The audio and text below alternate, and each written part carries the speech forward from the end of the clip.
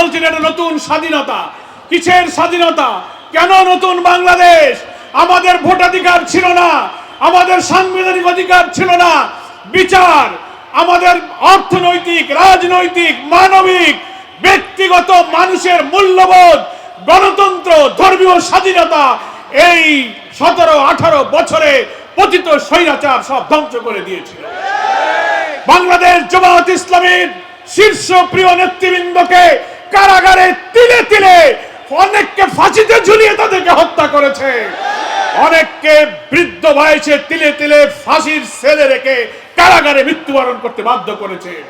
সেই কালো যুগ পার হয়ে যাদের রক্ত, যাদের ত্যাগের বিনিময়ে আজকে এই মুক্ত বাতাসে একটু স্বস্তির শ্বাস ফেলে আমরা কথা বলার সুযোগ পাচ্ছি, এর পেছনে সেই ত্যাগী নেতাদের ঐতিহাসিক অবদান রয়েছে। কি বলেন, ঠিক কিনা?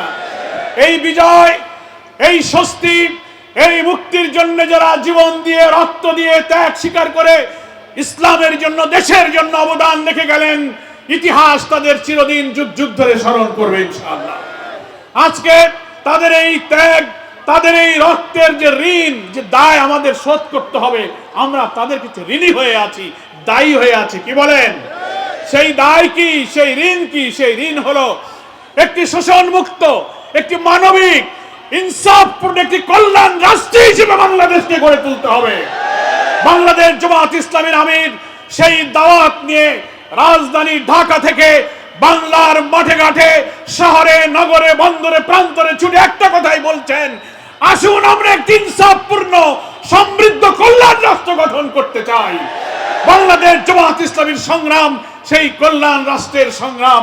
যে রাষ্ট্র, যে সমাজ, যে বাংলাদেশ প্রতিষ্ঠিত হলে অনাহারী, দুঃখিত, অন্নহীন, বস্ত্রহীন, নিরন্ন মানুষের কান্না থাকবে না, আহাজারি থাকবে না, ইনসাফ পাবে, সুবিচার পাবে, ন্যায় অধিকার ফিরে পাবে, সেই চমৎকার সমৃদ্ধ বাংলাদেশ জামাত ইসলামী গড়তে চায়। আমরা আহ্বান জানাতে চাই বাংলাদেশের সকল রাজনৈতিক দল যারা ফ্যাসিবাদের বিরুদ্ধে আন্দোলন করেছিলেন, আসুন আমরা জুলাই অভ্যুত্থানের চেতনাকে ধারণ করে একটি জাতীয় ঐক্যের একটা চেতনার ভিত্তিতে আমরা আগামী একটি অবাধ, নিরপেক্ষ নির্বাচনের দিকে এগিয়ে যাই। অন্তর্বর্তীকালীন সরকার সেই লক্ষ্যে এগিয়ে যাওয়ার চেষ্টা করছেন।